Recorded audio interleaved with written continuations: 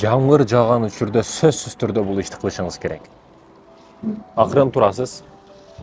Балконуңуз болсо балконго, эшигиңиз болсо эшигиңизге, же огородуңуз болсо огородко мындай чыгып алып, биринчиден зикир кыласыз. Субханаллах, альхамдулилlah, Аллаху акбар, ла илаха иллаллах, Мухаммад расулуллах. Ушундай зикирлерди кылып, мекендешим, ойлоносуз, ойго батасыз. Бул дүйнөгө эмне максатта келдим? Эмне кылышым керек?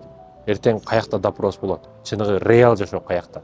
Ошону ойлоносуз. Зикир кылганча, жөн эле тилде зикир кылыш башка, бирок ойлонуп жан дүйнө менен бир жол субханалла деш, бул башка маселе. Ошондуктан эмне? Биринчиден зикир кылат экенсиз. Жамгыр жаап атканда бул өзгөчө болот. Мен ар жамгыр жааганда каерде болбосун жамгырга чыгам. Экинчиден жамгырда калганга аракет кылыңыз. Жамгырдын көбү качышат, зонтиктерди алып алып, жамгыр жаап жатам. Жамгырга чыгыш керек. Жамгырды бул витамин бул адамга. Жеп аткан өрөгүңүз алмагыз кандай пайда болсо, бул дагы пайда. Жамгырда калганга аракет кылыш керек.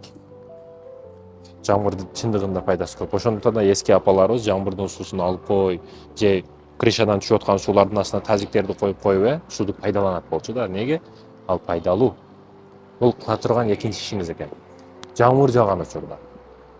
Анан жамгыр жааган учурда эгер жаш жубайлар болсоңор, кош бойлуу болбосо, аялыңызга айтасыз, көчөгө бир катар чуркап келесиздер. Бул өтө чоң элестерди берет да. Байкасаңыз, жамгырда калган күндөрүңүз эсиңизде калган да.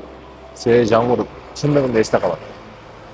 Ошондой экен, мекендештерим, ушул үч амалды кылышыбыз керек экен жамгыр жааган учурда.